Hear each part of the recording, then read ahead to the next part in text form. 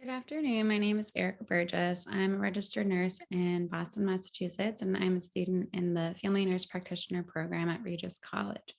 Mental and behavioral health is an important component to consider when caring for a person in any stage of life.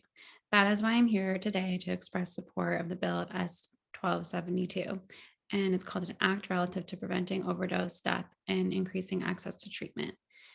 A friend of mine lost her life to addiction from an opioid overdose because she did not have the appropriate resources available.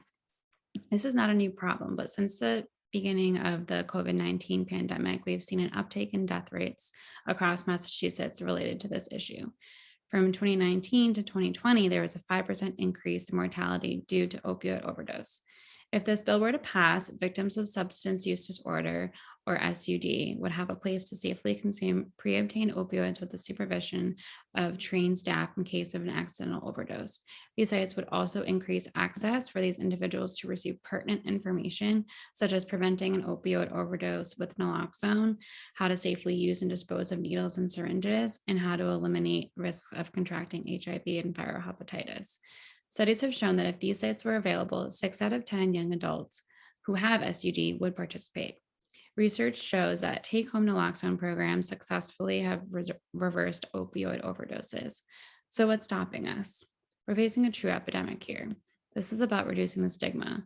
Individuals with SUD are vulnerable, and many of them will not seek treatment due to fear of being judged. It is time that we change the way that we think about and talk about this crisis. This bill would provide an increase in access to support services, treatment programs, and education on preventing opioid overdose deaths. One way we could increase support from the public would be to focus on these sites as a prevention measure instead of calling it an injection site. Another suggestion would be to roll out bystander Narcan administration training programs. I think you'd be surprised to see how many people would be willing to do their part as a good Samaritan and jump in to save a person from an opioid overdose by giving them Narcan. For me, losing one person to this epidemic was more than enough. So it is time we welcome these individuals with warm, open arms into our community and show them the support that they deserve. Behavioral health is just as important as any physical chronic condition. They did not choose to have this disease.